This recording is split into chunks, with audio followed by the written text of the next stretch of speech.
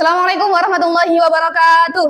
Waalaikumsalam warahmatullahi wabarakatuh. Selamat pagi anak-anak. Selamat pagi, Bu. Bagaimana kabarnya hari ini? Alhamdulillah. Baik, sebelum kita memulai pembelajaran, alangkah baiknya kita berdoa terlebih dahulu ya. Moga ketua kelas dibimbing doanya. Untuk memulai pembelajaran pada pagi hari ini, baiknya kita berdoa terlebih dahulu. Berdoa selesai.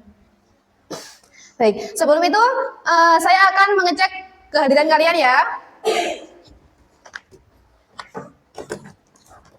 Tahta Alvina, Eka, belum datang. Iya. Madina, ya masuk. Oh ini Eka, waalaikumsalam.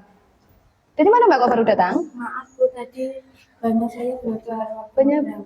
Oh ya udah gak apa. Jadi kalau misal sewaktu-waktu ada kendala pas mau berangkat, pemberitahuan di grup ya, atau japri saya biar nggak ada suzon gitu ya, biar tahu semuanya. Ya udah silakan duduk.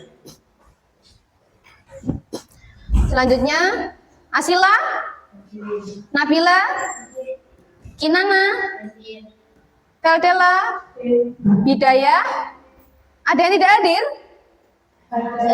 Siapa? Stefani kemana? Sakit. Oh iya. Sudah berapa hari sakitnya? 2 hari. Ya udah. Kita doakan semoga yang teman kita yang sedang sakit segera diberikan kesembuhan biar bisa ikut belajar lagi dengan kita bersama ya. Oke, sebelum kita mulai pembelajaran, kita pemanasan terlebih dahulu biar kita lebih fokus, biar kita lebih semangat, biar kita lebih rileks ya. Kita tepuk semangat dulu. Tepuk semangat. Semangat. Sudah lebih rileks, sudah lebih semangat? Sudah. Oke. Berarti kalian sudah siap menerima pembelajaran pada pagi hari ini ya. Sebelumnya saya akan menyampaikan tujuan pembelajaran kita pada pagi hari ini. Tujuan yang pertama, peserta didik mampu mengidentifikasikan informasi penting dan kronologis peristiwa dalam teks eksplanasi yang dibaca baik lisan maupun tertulis dengan cermat dan teliti. Yang kedua, peserta didik mampu menelaah fakta dalam teks eksplanasi secara lisan dan tertulis secara benar dan mandiri. Jadi, hari ini kita akan mempelajari tentang teks eksplanasi. Nah, pertemuan minggu lalu kita sudah mempelajari tentang teks apa? Prosedur. Teks prosedur. Ada yang masih ingat apa itu pengertian teks prosedur? Saya. Ya? Teks prosedur adalah teks yang berisi langkah-langkah atau tahapan-tahapan yang harus dilakukan untuk mencapai tujuan tertentu. Oke, betul. Ada 2 jenis teks prosedur. Ada yang masih ingat apa? Iya, apa? Prosedur sederhana dan teks prosedur kompleks. Betul. Teks prosedur ada 2, yaitu teks prosedur sederhana dan teks prosedur kompleks. Ada yang bisa memberi contoh teks prosedur sederhana? Ya? Cara mengoperasikan setrika. Oke. Ada lagi? Cara menyalakan komputer. Oke, betul. Terus yang kedua teks prosedur kompleks. Ada yang bisa memberikan contoh teks prosedur kompleks? Ya? Cara membuka rekening baru di Bank BRI. Cara membuka rekening baru di Bank BRI. Oke, boleh. Ada lagi? Cara masak soto daging. Cara masak soto daging. Oke. Sekarang kita membahas tentang teks eksplanasi. Dibuka gambarnya. Ada yang tahu ini gambar apa? Pelangi. Ada yang suka pelangi? Nah, pasti semua orang suka pelangi. Pelangi itu adalah gejala alam yang terbentuk ketika apa? Setelah turun hujan. Nah, pelangi ini terbentuk setelah turun hujan dan banyak dinanti-nanti semua orang. Semua orang pasti terpukau dengan adanya pelangi. Nah, gejala-gejala adanya pelangi, proses munculnya pelangi, sebab akibatnya adanya pelangi, itu kita menggunakan teks eksplanasi, sebab akibat. Terus yang selanjutnya, nah ini apa? Perkumpulan Karang Taruna.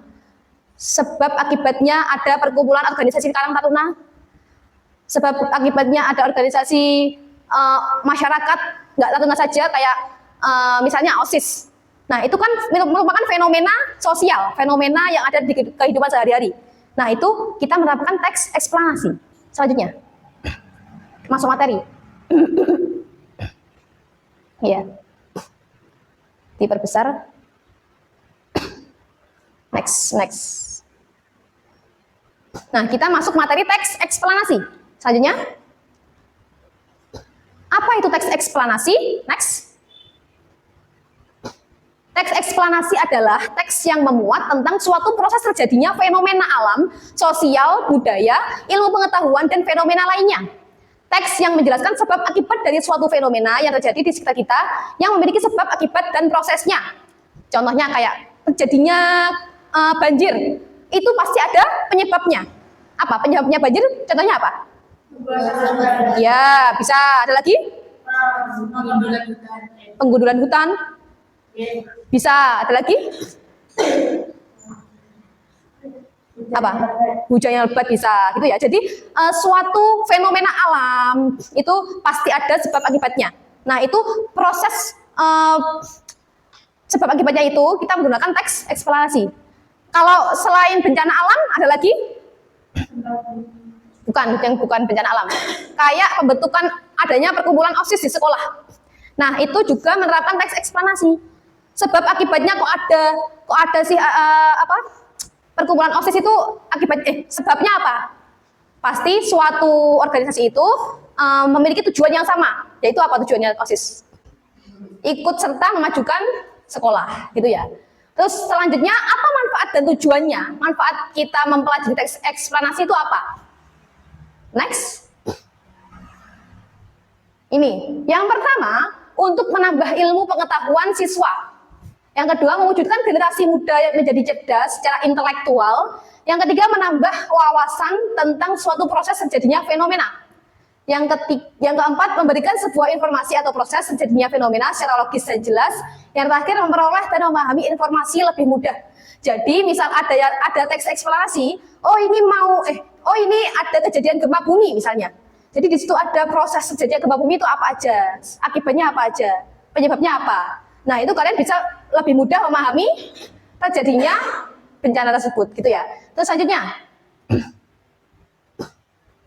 kaidahnya, teks eksplanasi itu mendeskripsikan proses dan sebab terjadinya suatu fenomena alam yang terjadi dengan memakai bahasa yang baku dan bersifat universal.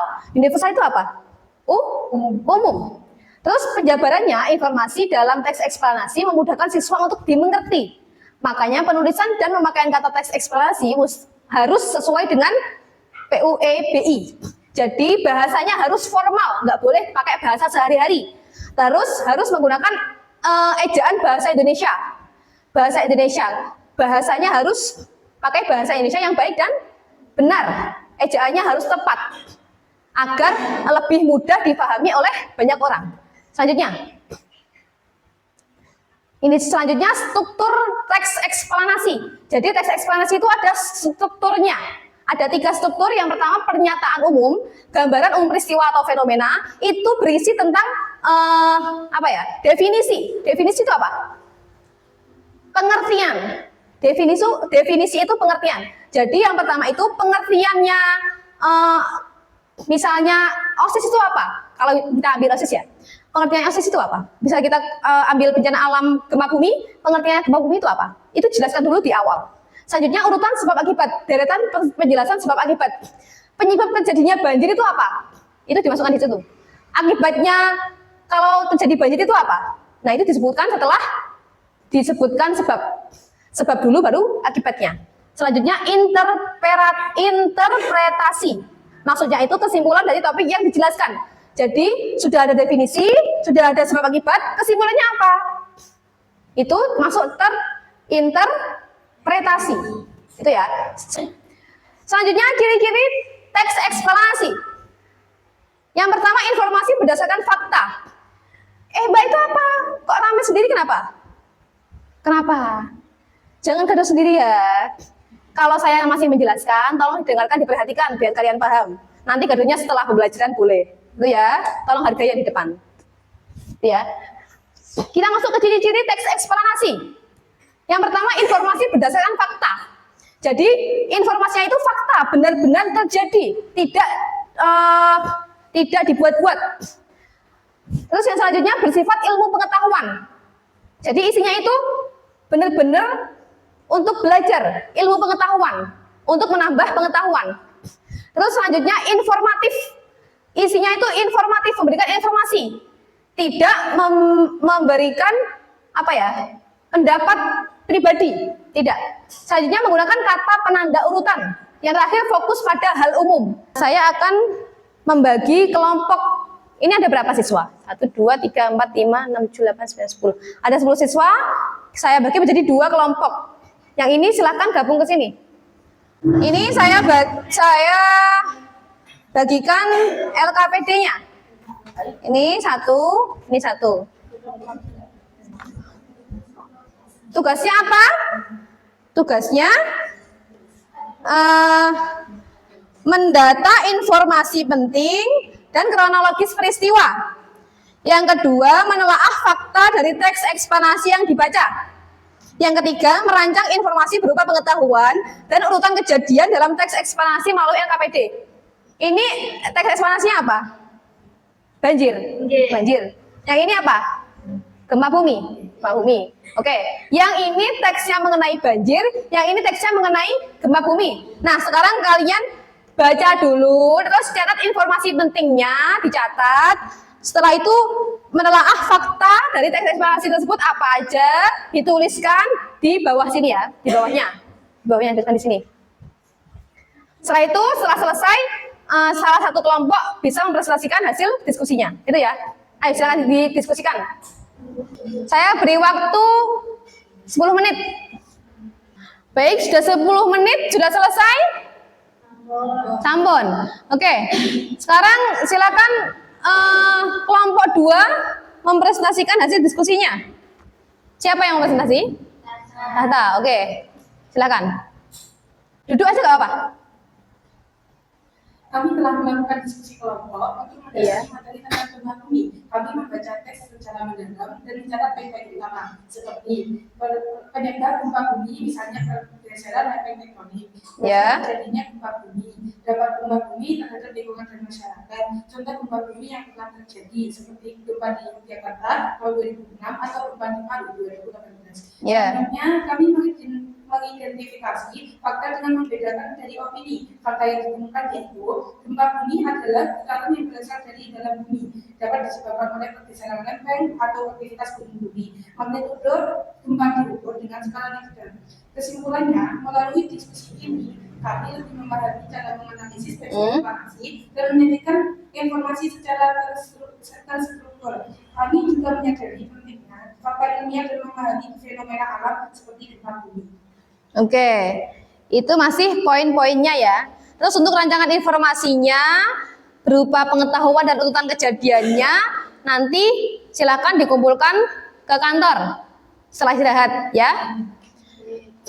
Baik, bisa kembali ke tempatnya masing-masing. Geser lagi. Baik anak-anak, materi pada pagi hari ini sudah selesai. Ada yang bisa menyimpulkan materi kita pada pagi hari ini? Ya?